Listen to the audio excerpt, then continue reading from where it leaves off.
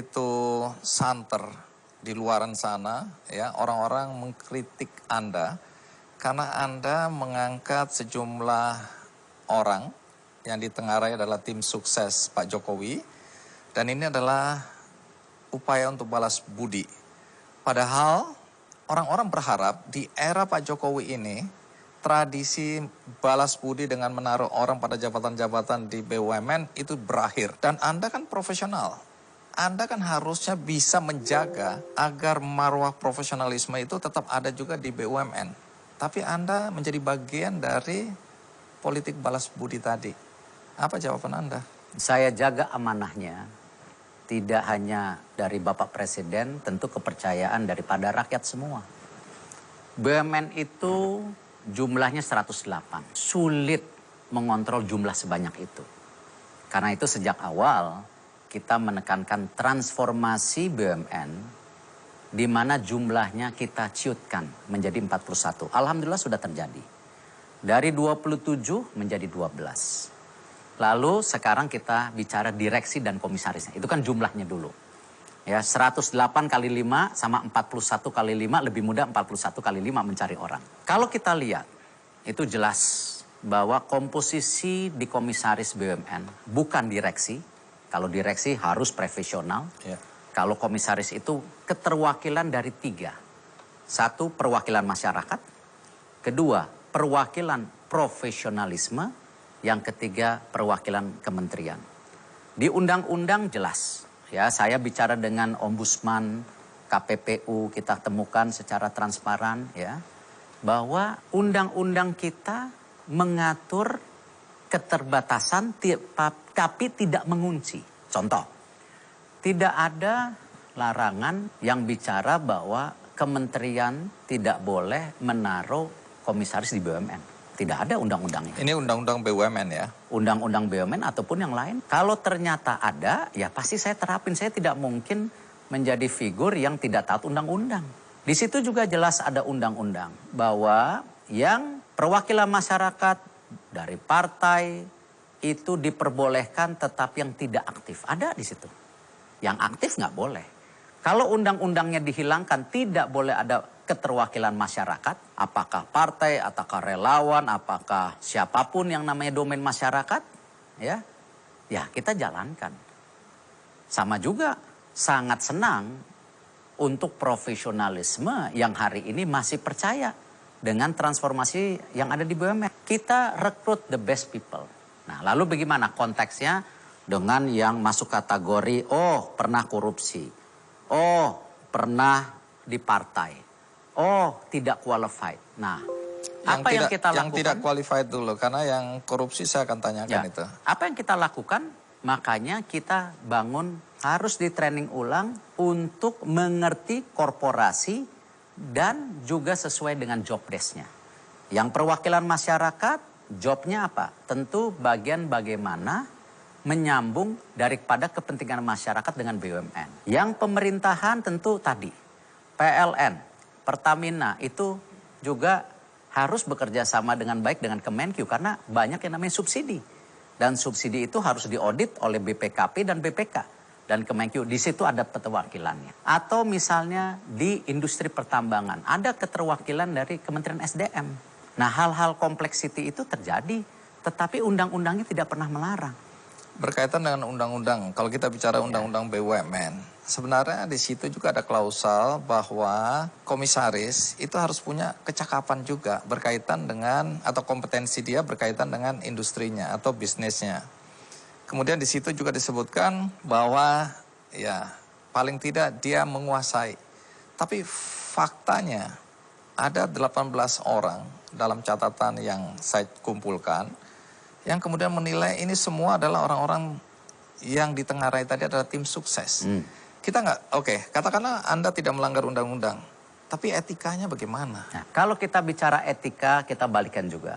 Apakah prejudice bahwa orang ini tidak capable harus dilakukan sejak awal. Yang namanya proses, percobaan harus dilakukan. Sama ketika saya diminta juga untuk menjadi ketua TKN, memang saya punya pengalaman politik? Tidak. Tapi apa? Kita profesionalisme yang menjaga tadi bagaimana pemilihan ini bisa baik dan tentu memenangkan Bapak Presiden pada saat itu. Tapi secara baik dan transparan.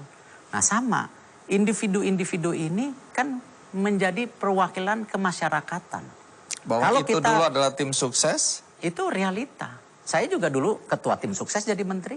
Banyak sekarang juga figur-figur, ya mohon maaf, yang memang tadinya di luar daripada, dalam tanda kutip, bukan menjadi bagian tim sukses kita, juga bergabung di pemerintahan. Karena itulah apa? Konteks fondasi bangsa kita, bagaimana kita gotong royong, saling memahami menjadi kekuatan. Kalau di bangsa lain akhirnya apa?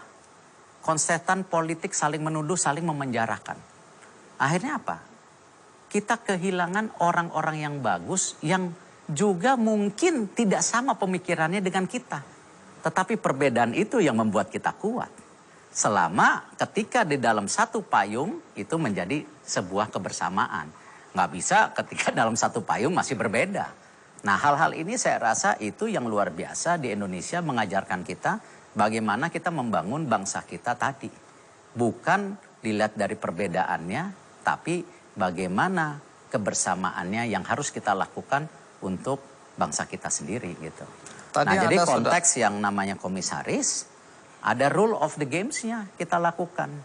Nah salah satu yang kita usulkan ke depan, bahwa komisaris itu diangkat 3 tahun, Dewan Direksi 5 tahun. Nah ini juga bagian dari apa? Supaya nanti direksi ini ada juga bersinggungan dengan komisaris baru. Jadi check and balance terjadi. Jadi secara moral Anda tidak merasa bahwa ini menyimpang, bersalah, atau melanggar? Yang penting saya tidak melanggar undang-undang. Saya juga yang terpenting menjaga amanah yang diberikan. Dan juga yang tidak kalah pentingnya, saya tidak mau menjadi bagian yang perjudis. Atau resis mendukung individu-individu tertentu berdasarkan hanya tadi. Kita harus beri kesempatan. Sama seperti saya diberi kesempatan juga di banyak hal. Kalau kita tidak memberi kesempatan kepada semua individu untuk tadi menjadi bagian negara kita, apalagi sekarang young generation, ya kita nggak mau menjadi bagian dari itu. Dan kan kita ada contoh yang baik. Pemimpin yang tidak membuat keputusan apa-apa itu yang terjelek. Tetapi pemimpin yang mengambil keputusan salah terus bisa dikoreksi, itulah kepemimpinan. Yang paling top sempurna, tapi sempurna milik Allah. Kepemimpinan yang ngambil keputusan terus-menerus tepat. Nah itu luar biasa. Dan saya yakin saya bukan pemimpin juga yang sempurna. Pasti saya punya kekurangan di sana-sini. Tadi Anda sudah sebutkan soal narapidana korupsi lagi ya. Anda mengangkat komisaris mantan narapidana korupsi. Ini nggak masuk di akal orang sama sekali. Tadi undang-undangnya tidak melarang. Tapi kan moral ini, kita bicara orang yang pernah melakukan kejahatan, tanda kutip. Ya. Dan korupsi adalah kejahatan berat. Setuju. Dan kemudian Anda menempatkan dia pada perusahaan BUMN. Nalarnya di mana? Itu menjadi bagian proses. Ya, kembali check and balance. Kalau ada keputusan yang salah, ya kita koreksi. Tunggu, saya menangkap bahwa Anda kecolongan ini. Anda tidak tahu bahwa dia mantan narapidana. Bagian daripada koreksi diri saya. Ya, jadi pasti ya baik pemilihan direksi, saya juga mengangkat 3 direksi di zaman saya ganti. Ya, karena ya itulah kepemimpinan, tidak mungkin saya sempurna. Yang penting kita memimpin bukan karena suka dan tidak suka. Saya kemarin contoh ketika membawa direksi top 20 ketemu Bapak Presiden, dari 20 yang saya bawa, 8 dipilih Bu Rini, 12 baru. Apakah gara-gara Bu Rini pilih pada saat itu, saya bilang pilihannya salah. Berarti apa? Like and dislike nggak boleh seperti itu. Itu yang kita jaga. Apa performance yang kita lakukan, itu yang kita sekarang lihat bottom line-nya. Dan saya bisa pertanggungjawaban ya mengenai performance BUMN. Dan saya bisa pertanggungjawaban ke depan pasti lebih baik. Baik. Soal rangkap jabatan komisaris. Undang-undang melarang, Anda membolehkan. Anda mengangkat orang-orang atau bahkan pada saat dia sedang menjabat di satu tempat, Anda angkat di BUMN sebagai komisaris. Soal rangkap jabatan ini, Apa penjelasan Anda? Rangkap jabatan dari kementerian itu sebelum saya sudah terjadi. Sudah berjalan dari tahun pertama pembentukan BUMN dari tahun 98. Jadi tidak ada perbaikan di sini, sementara orang mengkritik bahwa BUMN ini harus dikelola dengan serius, full time, dan tidak bisa separuh hati. Kita lakukan.